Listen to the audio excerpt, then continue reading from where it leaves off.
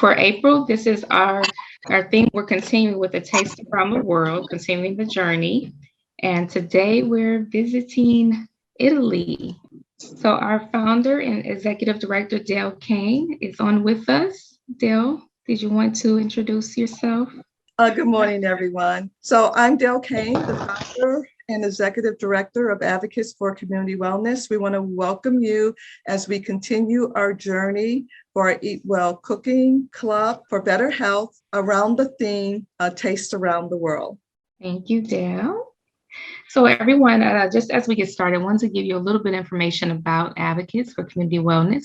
We're a nonprofit organization, was founded in 2003. We're faith-based, non-denominational, and we basically take a holistic approach to health. We basically deal with health, holistic health promotion and nutrition education ministry without walls. This is how we describe the organization. We bring wellness programs to you where you live, work, learn, shop, play, and worship. It's on educating and promoting health, nutrition, healthy cooking classes, wellness programs, and teaching the relationship between diet, health, and chronic diseases. For Eat Well Cooking Club for Better Health, our mission for this particular program is improving eating habits for healthier lifestyle, increased longevity, and quality of life. We have three main goals, and one is to increase the consumption of vegetables, fruits, and whole grains. The second goal is to encourage a more nutrient-rich diet plan for better health and to reduce risk factors of chronic diseases and illnesses. And then the third goal is to obtain a healthier weight through consumption of plant-based nutrition. So as a faith-based organization, we do like to start off these events with a biblical reference. So the one for today is Psalm 90, verse 17, and I'm going to read this from the NIV. It says, may the favor of the Lord our God rest on us, establish the work of our hands for us, establish the work of our hands. So this is Psalm 90, verse 17. Just to introduce myself, as today's moderator, I am Sharia Moore Houston, the Community Engagement Coordinator for Advocates for Community Wellness. I have 20 years of experience in the nonprofit sector. Formerly, I was a development manager and office administrator as my main roles. However, I've worked with many different aspects of nonprofit, special and annual events, which includes fundraising, graphic design, self-taught in graphic design, worked in volunteer coordination, human resources, and office management. So I have a master's in nonprofit administration from North Park University, along with 3 certificates. As we get started, I do want to also give you a disclaimer, a waiver, and consent. The information that we present is for educational purposes only. This is not intended to replace the advice of your medical doctor or any other healthcare professionals that you consult with. Our instructors basically are presenting this information through the advice of their credentials and their training. Also be aware that all of our recordings our Zoom sessions are recorded. So if you would like, you can go ahead at your discretion to turn your video and your audio on or off whenever you choose to. Okay, so for today, our topic and our learning objectives, we're focused on the foods that heal. And for this particular event, we're exploring Italian cuisine. And our particular learning objectives, we focus on flavors, spices, and herbs. And today's recipe, ratatouille. Before we get started with the actual culinary experience with our live chef, I do want to just review for March. Like I said, this is a continuation of our theme for March, which was a taste around the world. So in week 1 on March 10th, we went to India, so to speak. We prepared a dish, a low-fat chicken curry. And we do encourage plant-based. So we've encouraged people to swap out the chicken for mushroom or potato. We highlighted specific spices then, which was turmeric, chili powder, and garam masala. We also had the option of topping that with cilantro as an herb. And then in week 2, we looked at an West African peanut stew. Highlighted spices were ginger, sweet potato, collard greens, and red onion. And in week 3, Thai was our focus, and so Thai red curry with vegetables, and we also had another meal as well, which was vegetable pad Thai in a tamarind sauce. And those spices were bean sprouts, tamarind, and mint leaf and basil. So that was March, and now we're going into April, continuing the journey. Today is Italy, and our presenters and agenda for today is we have Chef Cordell back with us for our culinary experience. And then Shirley Mims is also going to lead the mealtime discussion on foods that heal. She's going to go over the ingredients, particular ingredients, and talking to us about what the health benefits are of those specific ingredients. So we're going to introduce Shirley. She's going to have her introduce herself, and then Chef Cordell, and then we'll go right into our culinary experience, and we'll go on from there. So Shirley, would you like to give us just a little info about yourself? Good morning, everyone. This is Shirley Mims. It's my pleasure.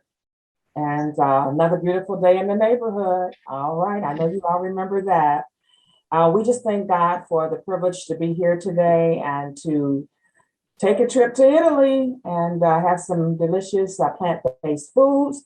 And I'm looking forward to giving you the information that I have put forth the effort to put it together for you today. And so let's just enjoy everything that's here because it's all educating us and it's going to help us as far as our health. So God bless you. I'll be talking to you at the meal discussion time. Thank you. Thank you, Shirley. So Chef Cordell is with us. If you could go ahead and give us an introduction of yourself as well, that would be good. All right, give me 1 second. Good morning, everyone. There we Good go. morning. Hope that everyone is having a great day to this point. Of course, I am your host from the Chef End. I am Chef Cordell McGarry of Eating Well with Chef Cordell. Having a few technical difficulties as far as trying to get the screen to come in, but hopefully we can fix that here momentarily. We will be taking a trip to Italy today where we will be doing a dish that does have a very difficult name to say, so I completely understand. That's called ratatouille. Okay, so it's pretty much just a braised or a stewed vegetable dish, and we're going to do that with some brown rice. For the people who are here for the first time, of course, welcome. Very briefly, I've been in business for about 13 years, focusing on accentuating healthy eating through culinary instruction. So I do a lot of corporate wellness classes where companies hire my company to put together ongoing wellness programs for their employees to keep them healthy. And then we also do cooking classes like this as well, virtual ones and in person. You can find me online at www.chefcordell.com. So I'm going to turn the camera around here and then we're going to start on our dish. All right. Once again, hope that everyone's having a great day to this point. All right. So in our ratatouille dish, we're going to use several different ingredients, and we definitely want to focus on something that was plant-based. Now, you can add a protein to it, but this does give you a good amount of healthy vegetables to use. We're going to use about a tablespoon of the olive oil. We're going to use about a half a cup of red onions. Now, you don't have to necessarily use red onions, but it does work well with this dish, especially it helps to give it some more color. I personally like Texas sweet and Vidalia's the best. So you can definitely feel free to substitute any other ones if you like. I just wouldn't do green ones. All right, we're going to use a couple of tablespoons of garlic minced, about a half a cup of eggplant. Now, the bigger the eggplant, the tougher the skin is, and we'll get into that as we go like along. But if you want to use a Chinese eggplant, a Japanese eggplant, if you could ever find those in my opinion have a little more flavor. So I would definitely grab those if you can. And we're going to cut those into about 3/4 inch dice. We're going to use about a half a tablespoon of rosemary. Now, it says a half a tablespoon of fresh and a tablespoon if dry. Now, I accidentally inverted those numbers. What it should be generally is if a recipe calls for fresh and you only have dried, you want to use half the amount and vice versa. So let's say a recipe calls for 1 tablespoon of rosemary, dry, but you only have fresh, so then you would double that. Okay, so I inverted that, my apologies.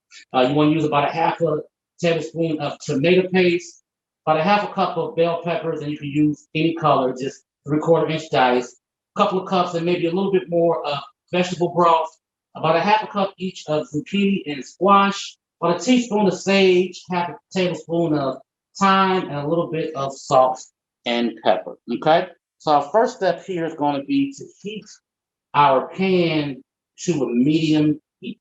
Okay. And we're going to add our oil here to this. I'm going to get this a little hot. So as long as it's enough oil to barely cover the bottom, it should be fine, okay? Now, after this gets hot, we're going to add our onions, and we're going to let those cook for a few minutes. So onions, the longer that you cook them, if you cook them at a slow, like enough temperature, they'll actually become sweeter. So if you cook them low and slow, you can cook them for hours, and they'll come out to be a lot sweeter. Okay, so those are called caramelized like onions. Okay, so we'll give this another 30 seconds or so to get all the way hot, and then we're going to add our onions to that.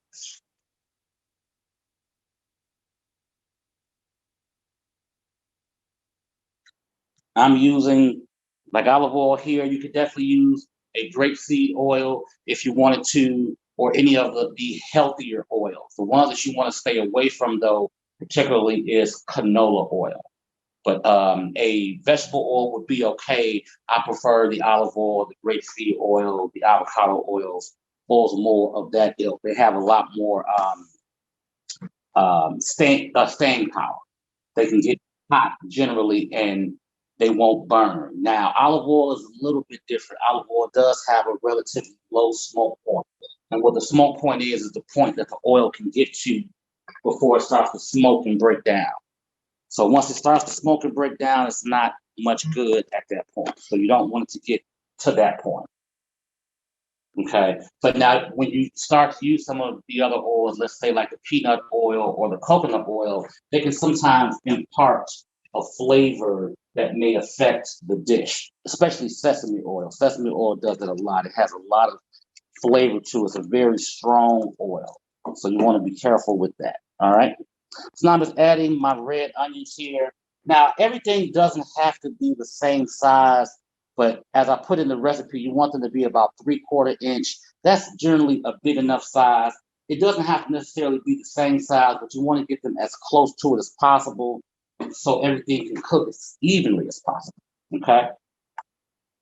So just breaking up the onions here, adding these to the pan, and we'll let these cook for a few minutes here. Impart some of that flavor. Then we're going to move on to our next step, okay?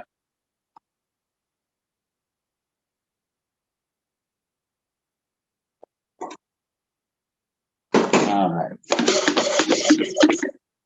Stir these up here a little bit and let these saute. So as these are sauteing, what we'll do, we'll come over to our garlic, okay? So now, I'm a big fan of garlic, huge fan. I've said this very often to many a class. If garlic was a real person, we would be in a serious relationship. I love garlic, okay? So what I do now, I like to roast my garlic a lot at a time.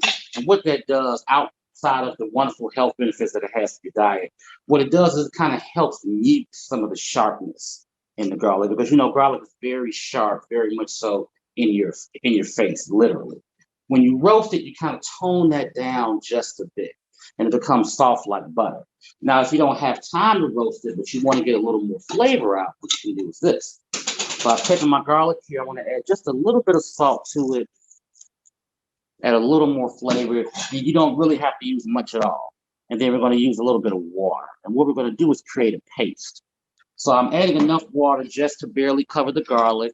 And then I'm going to take my knife here and just kind of push on the garlic, okay? So as I'm pushing on it, it's starting to break down. And now that water has a lot of garlic flavor in it now. So it's just a simple way to be able to get some of that flavor out. Now, you could do this in the blender as well, in a very small blender. Just add a little bit of water to it, and you can kind of get more of that garlic flavor out. So that's kind of how I like to deal with it, right? So our pan here is now at a nice heat. I'm gonna give it another minute, then I'm gonna add this garlic puree to it. Now, I would definitely try that with garlic. it definitely, like I said, it definitely helps to bring out more of that flavor. Okay. All right, so I got my garlic. I'm adding to it now, and making sure I get all that liquid in there, right? Now, when you're cooking with garlic, you generally don't want to leave the garlic cooking by itself for a long period of time because it can burn. So we're going to add these other ingredients here in about 30 seconds, okay? But you're starting to really smell that garlic flavor, okay? So the next ingredient I'm going to add is going to be my tomato paste, okay? That'll help you give it a little bit of sweetness there. You're going to cook that for about a minute. Kind of stir that up some here. This really smells good. One of these days, I'm going to create smell-o-vision and be able to make a lot of money off of it. You'll just be able to scratch your phone and smell the scent. I'm working on it though. I'm working. I'm not there yet. All right, we're going to add our eggplant. Now you could have added the eggplant first. That's fine, but I just added the other part first. We're going to add our herbs to it as well.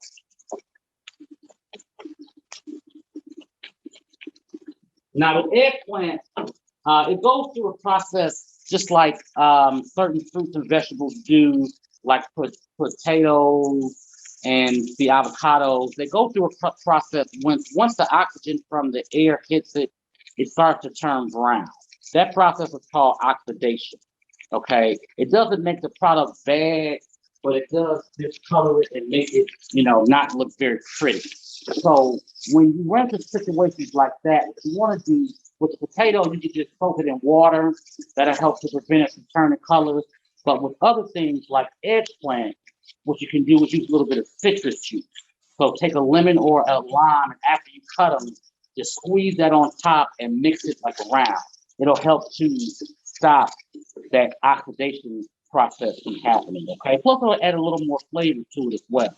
Eggplant is generally a very boring vegetable. It really doesn't have a lot of flavor, but you have to add a lot to get something from it. So especially with the oxidation process, adding that lemon or that lime to it would definitely help to give it some more flavor. All right. We have a question from the chat, Chef. Sure. Any downsides to using bottled garlic? It's so easy. That was from Claudette. It's so easy. It's so easy. But the problem is, they soak it in that oil for a long period of time, or they're looking for a long period of time. You don't know when that garlic was cut. The flavor will not be the same. It won't be. I know it's a convenience. What I tend to do is just buy peeled garlic. That saves me the trouble of having to kind of break it down. And at that point, if you have a small enough blender, you put the garlic in the blender, put the blender for 1 second, and then you'll have minced garlic. So it doesn't take long to mince it in the blender at all. The key, though, is to use a small, enough blender. Okay. Okay. And I have a question. Sure. I have a question. Pros and cons of leaving the skin on or peeling the skin of the eggplant when you're cooking? And what I just did here, I just added my yellow bell pepper, and I'm also going to add some broth, and I'm going to get to your question. So generally, when it comes to, and we're going to use about 2 cups of broth here. Always, whatever the recipe calls for broth, always have a little bit more broth on hand than what the recipe calls for, because you never know when you'll need just a pinch more. All right. I'm going to turn the heat down and put this to a simmer here and let the vegetables cook slowly. So to answer your question, though, you definitely get more of the nutritional value if you eat the skin. Okay. When it comes to eggplant in particular, the older the eggplant is, the tougher the skin is. So if you want to get a younger eggplant, that's perfectly fine. Okay. So now I've added my pepper and my broth, and we want to come up about halfway on the vegetables. I added a little too much. I'm going to pour some out, and then we're just going to let that cook here for a little bit. Gonna let this come to a simmer, and we're gonna let that cook until the vegetables are a little bit tender. Then we're gonna add the other veggies as well. All right. So as that's cooking though, let's talk about some of the vegetables that we added. So at this point, we have our eggplant, we have our yellow bell pepper. We're also going to add some squash and zucchini, and then we also have our eggplant in there as well. Now, when it comes to vegetables, I'm not sure if we spoke on this last time that we met, but each vegetable, because of its color, has a particular health benefits, just based solely on the color. And then the different fruits and vegetables within those colors also have other health benefits. So when we look at, let's say, the yellow vegetable that we added, which was the yellow bell pepper. Yellow fruits and vegetables on a general basis have a good amount of vitamin C, potassium, and they can also help to prevent inflammation and also help to improve your blood circulation, lower blood pressure, and are good for certain types of cancers, prostate cancer being one that is very known for. Now, when we look at the purple, which we added, which was the eggplant, so blue and like indigo and violet fruits and vegetables, they generally all help to improve circulation and also help to improve or to prevent rather blood clots. They definitely help to support healthy digestion. They can also help to reduce tumor growth and fight inflammation just by it being that particular color. Okay, so what I can do, Dale, if you would like, I can send you some information that I have, and studies have shown to prove these things, but I can send you some like information on basic health qualities based upon the color of the vegetables and fruit, and then you can send it out to the group if you'd like. Okay, will do. All right, so we're just going to give this a stir here. Now, things that I like to do as I'm cooking, I like to taste my food as it's cooking so I can see how flavors are developing. As you see, we really haven't added any salt to this at all at this point. That's very important when you're cooking things in liquid. One of the key things is you don't want to add too much salt in the beginning, because as it cooks in liquid over time, the liquid starts to dissipate and then the flavors become stronger. So if you add too much salt in the beginning, it could be a little bit difficult to kind of take that out in the end. It's not impossible, but it could be difficult. Okay, so you try to want to salt things if you're going to use salt at all. You want to salt them towards the end and not necessarily in the beginning. Okay. All right. Any questions to this point?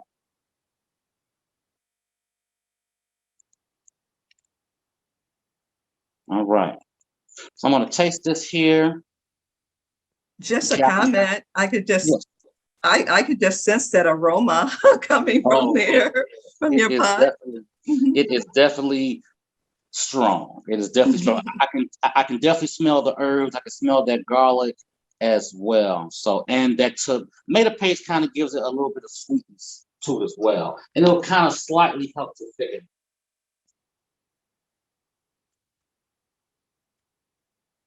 All right, so now I'm going to add my zucchini, my squash, my sage, and my thyme to this as well. Okay. So I got my zucchini and my squash in. I'm gonna add my thyme here. Now, when it comes to thyme, what you can do, the best way to get the herb off is to hold it on one end tightly and then pull it the other way, and it'll fall right off the stem. Okay, that's an easier way to do it. Okay, so once again, just kind of hold it, and you can shake off the excess. Now, if you happen to get a whole stem in there, that's okay, because what will happen is as it cooks, a lot of the leaves will fall right off. Okay. Herbs are a really good way and a much healthier way to season your food without having to add all of the additives to it. Okay. I know we're not proponents of heavy salt usage, and I completely understand that. And that's not necessarily the best thing for our hearts. So herbs are a really good way to still be able to conjure up some flavor. Okay. All right. So I've added now my thyme. I'm going to show you how I cut my sage here next, and we'll add that to it as well. So what I do is I'll take the leaves here, kind of put them all together like so, put them on my board and roll them to a little tube, and then come back and chop them. Okay. This cut is actually called a chiffonade cut, where you roll them up and then slice them like that. That would be a chiffonade cut, but I'm going to just take them the other way and chop them up a little bit more. If you're into growing herbs, sage is a good herb to grow. I know a lot of us don't use it outside of Thanksgiving for our dressings or what have you, but it's a really good herb. It works very well with chicken. In my opinion, it works very well with chicken. And if you grow herbs, it'll be the last herb in your garden. Like, it can withstand the temperatures here in Chicago up until like that first or second frostbite, but they generally last, well, it generally lasts rather a long time, okay? So I've added my zucchini, I've added my squash, I've added my sage and my thyme. I'm gonna add a little more. Well, I got it now where I don't have to add a lot more to broth to it, because it's about halfway up on the vegetables now. You don't want them swimming in it, okay? So we're gonna let this cook here for about 6 or 7 minutes or so, just to become a little more tender, okay? So we'll let that stew for a few minutes. And of course, you can definitely eat it now if you wanted to, but I want the vegetables to be a little more tender. So I'm gonna let that cook here for a couple of minutes. But if you guys have any questions, please feel free to chime in. So I have a question. Are there other vegetables that you could add to ratatouille? And what's the origin of the name, this Italian dish? You know what? I would be lying if I could tell you that, because I'm not sure the origin of the name. What I can say though is, as far as, hold on for 1 second. Okay. Yes, you could definitely add other vegetables to it. I know at times I have added mushrooms to it, and that works well. The biggest thing though is you want to generally add the vegetables in the order of how long it takes to cook. Okay. Now, generally, now with the eggplant though, which doesn't take very long to cook because it's very soft, I wanted to add that early because, as we mentioned in the beginning, eggplant doesn't have a lot of flavor. So now as we start to add everything else to it, the eggplant starts to take on some of the flavors of everything else. If we were to add it at the very end, it wouldn't be very flavorful, like at all. But since we added it early, now we got the broth in there, now we got the garlic in there, we got the tomato paste and the herbs. Now it'll take on some of that flavor, all right? So at this point now, I'm just gonna taste it, make sure that it's okay. I'm gonna now add some salt and pepper to it to be able to adjust the flavors. And even with no salt, we got some, at that point, even with no salt, that's got some really good flavor to it, okay? So I'm just adding a little bit of salt, a pinch or so of salt. I'm gonna add a little bit of pepper to it as well. I like to add cayenne pepper more so than black pepper. White pepper is okay too. It's a little more spicy, or a little spicier and harder to get, but it's a good pepper. And if you're looking to, let's say, add pepper to a dish where you don't want to add color to it, that's when you would generally use your white pepper. Okay, but it is a little spicier to me. All right, so this is about done, and I'm gonna let this continue to cook here for a few more seconds, then we're gonna start to build our plate. So what I'm gonna serve with this is brown rice, okay? Now you can do couscous, you can do quinoa, you can even do pasta if you wanted to, okay? Either one is fine. Now, the biggest thing though, when you're making rice, now how I do is I only cook brown rice. That's the only rice that I eat.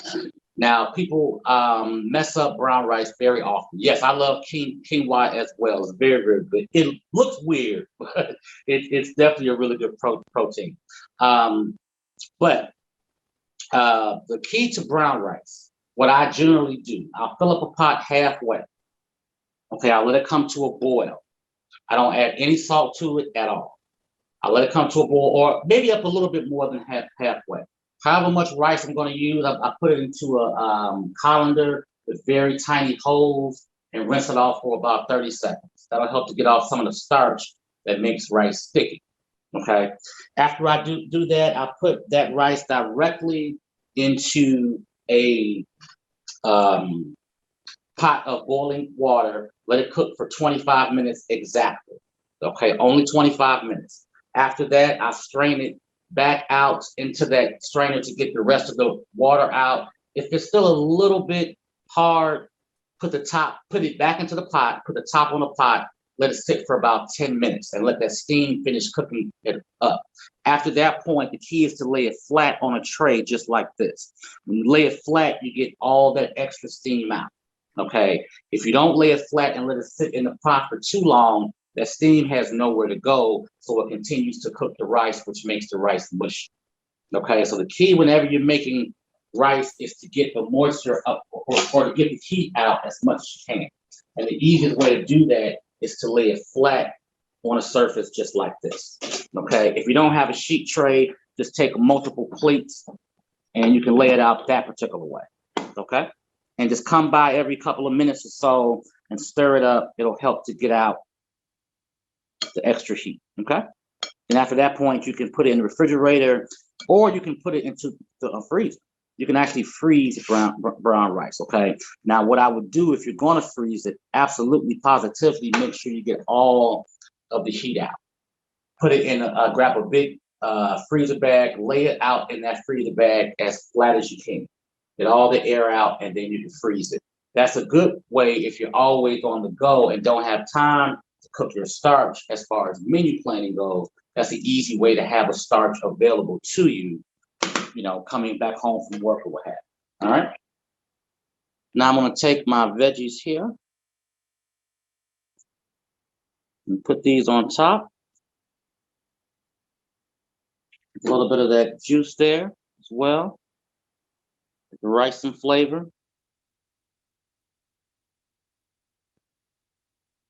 All right. And here we have our ratatouille. Okay. It Hope looks that good. was, oh, well, thank you. I hope that was easy enough to understand, but easier to do. I encourage you to try it. Not a very difficult to try dish to try and master. You can definitely use different vegetables if you choose. The most important thing, though, as I mentioned earlier, is to put them cooked vegetables in the order that takes the longest amount to cook. So let's say if you were using carrots, you know, chunks of carrots, I would add those definitely in the beginning because those are very dense. It takes a long time to cook. So you want as much time with the carrots in the liquid as possible. All right. It looks good. Oh, well, thank you. Yes. Yeah. Thank you. Thank you, Chef Cordell. Sure. Thank you. I do want to add one thing I like that you slow cooked it at the end. And on a personal level, I have a tendency to cook everything on high, you know. But I can just see how the flavors and the textures are, you know, interfacing with one another when you slow cook. I know there is a style of cooking that's called slow cooking, but I really see that. Mm-hmm. Well, I mean, there are pros and cons to it. Like, you know, depending upon what it is, you know, I would cook it fast, you know, or depending upon what's your desired texture in the end. So when you cook with liquid, sometimes you'll lose some of the integrity of the texture because moisture will just break it down. But we didn't cook these for a very long time. So as you can see, the zucchini is still intact. I'm squeezing it now. It's not mushy because we didn't cook it for a very long time. Now, had we given it about 10 minutes more, it would definitely be falling apart. So that also goes back to like, you know, cooking the vegetables that are more dense earlier. Like, you know, the mastery is in adding them at the right time, but not overcooking them either. And that is a skill that sometimes takes a little bit of time to get. Like, you know, one thing I hate is if when I go out to a restaurant and I ask for veggies and they bring back this crap that's mush. I detest it to no end. So I have to ask them specifically, because the longer that you cook it too, the more nutritional value that you lose. So, I have to ask them to cook them al dente or to lightly steam them so I can still have a little bit of that crunch to it. Sounds good. Thank you again, Chef Cordell. This looks Absolutely. wonderful. So everyone, just a reminder, we will be sending the recipe out to you. So you'll have the ingredients and the instructions in your inbox, in your email. So this is just a snapshot of what you're going to get. And then now it's time for the mealtime discussion with Shirley Mims and focusing on foods that heal. So Shirley. All right. Gotta ring my bell. All right. It's time for meal discussion, and the plane has landed, and we are in Italy. Welcome. Thank you for joining us today. I'm your host, Shirley Mims.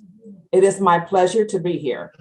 I am the Community Relations and Special Projects Director for Advocates for Community Wellness, and I'm excited to be a part of this great team. I have worked with this group in many positions for about 12 years, which Dale had reminded me today. I didn't even know it had been that long. Okay, so on today, I will highlight some interesting facts about Italy, the Italian cuisine, and customs. Then I will talk about the health benefits of 4 ingredients that Chef Cordell used in the recipe for today. So let's get started. Some interesting facts about Italian cuisine and customs. Many people around the world are familiar with Italian cuisines or the various renditions of it that have appeared in different countries.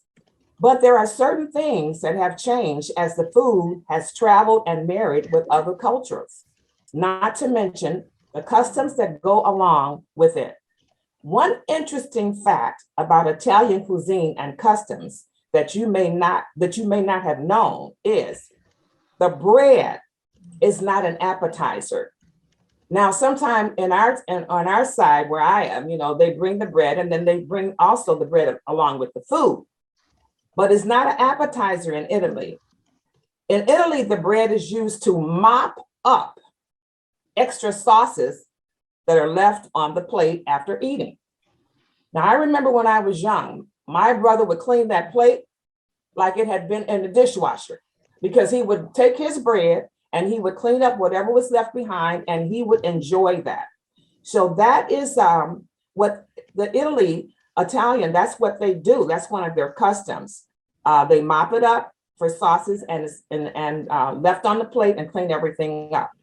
Italian cuisines has a great variety of different ingredients which are commonly used, ranging from fruits and vegetables, which we saw today, sauces, they do have meats and etc. In the north of Italy, fish such as cod and other fishes, potatoes, rice, corn, sausage, pork, and different types of cheeses are the most common ingredients that they use. All right, now we're going to go to an eggplant, which she has right here on the picture, and that's what he put in his recipe today. And I'm just going to highlight very briefly. An eggplant is known as a vegetable having a unique range of health benefits, including an ability to help build strong bones and prevent osteoporosis, reduce symptoms of amnesia, and increase cognition, cognition. It improves cardiovascular health and also protects the digestive system. Eggplant is also good for weight loss, managing diabetes, reducing stress, protecting infants' birth defects. The wonderful health benefit of eggplants are primarily derived from their vitamins, minerals, and nutrient content. All right, rosemary was another one that our chef used today, and you can get this fried or dried, fresh or dried. And it is used in many culinary dishes and is commonly used to flavor soups and sauces and meats. In addition to being used in cooking, it has been used as a natural remedy for a variety of ailments over the centuries. Studies have found that our ancestors weren't wrong in using it medically. I think you'll be amazed as I was to find out how many health benefits rosemary has. Here are some of them. It's good for cancer prevention, improves your memory, your mood elevator. Sometimes we're up, sometimes we're down. Migraine helps. It helps with the migraines. It's a pain reliever. It's an anti-inflammatory. It helps with that. It helps with the immune booster, digestive health, hair growth, and many, many more. All right, Rosemary, we love you. All right, now we're going to go to sage. And this is something that Chef used today. And it's an herbal plant, which is commonly used in some medicines. It is a similar plant like rosemary. For many years, some researchers show that there are many health benefits of sage leaves. It started from the traditional use for the treatment of a snake bite. Continuously today, that sage leaves is widely used in many kinds of ways. It helps with digestive problems, gastro problems, diarrhea, heartburn, anti-depression, PMS syndrome, menopausal syndrome, asthma, and even your gums in your mouth. It helps to soothe a swollen gum, so you can put that on there. The vitamin C helps to maintain the gum health and avoid bacteria to produce any aches in your gums that are in your mouth. All right, and the final one is the thyme leaves. Now, the thyme leaves has benefits for our health. Thyme is an evergreen herb that blooms with small white, pink, and purple flowers. They grow quickly in many areas with well-drained soil. Each variety has unique flavors and applications for cooking, oils, medicines, or even to decorate with. Here are some of the health benefits of thyme. Resist harmful organisms, organisms, organisms. If I can't pronounce it, I'm going to spell it. It supports respiratory health. It promotes your heart health, your mood booster. It encourages health. We're having good skin. Natural bug repellent. Now, I didn't know that. It smooths occasionally coughs and sore throats, just to name a few. You can grow thymes at home, or you can buy it fresh in most grocery stores and farmers markets.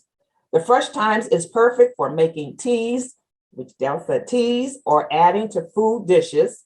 And dry thymes is also found in any spice aisle and is an excellent way to keep the herb in your home at all times.